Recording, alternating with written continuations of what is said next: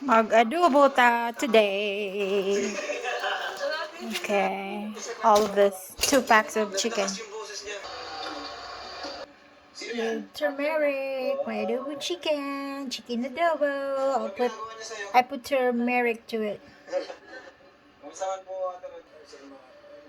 Yan, yung ingredients. So, dato puti. So, this one. Yan, ang adobo ko. Hindi pa luto. Personal ba yan? Kasi may mga natanong ka na ba sa akin hindi ko nasasagot? Yes. Kagaya nung tinatanong. Oo. Binubos natin, no? Still cooking. Sinundo nila ni Felimon ang mga bata sa bayan ng Taysan sa Batangas. Kasasabi ng Still cooking and cooking and cooking. Ayan, malapit na mag-dry yung adobo ko.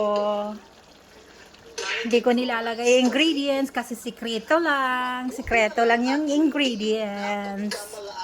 I always make very good adobo. Always. Chareng, charot.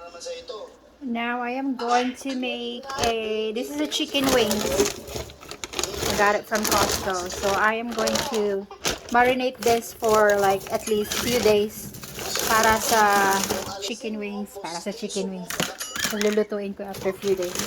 Yan, luto na. Dry na. Naubos na yung sabaw. Kunti na lang. Yung sabaw niya is nagmantika na lang siya.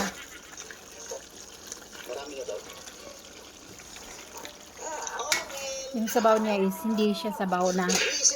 Yung mantika niya, yung sariling juice.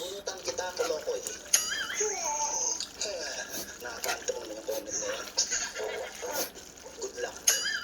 Parang bingot yung uso niya. Parang bingot yung uso ko. Ang alam ko, sabi nila kamukha ko si Sir Jack, pero hindi naman mukhang bingot yung uso ko. Yung aking tubig, inumin for the week, 2 gallons of water.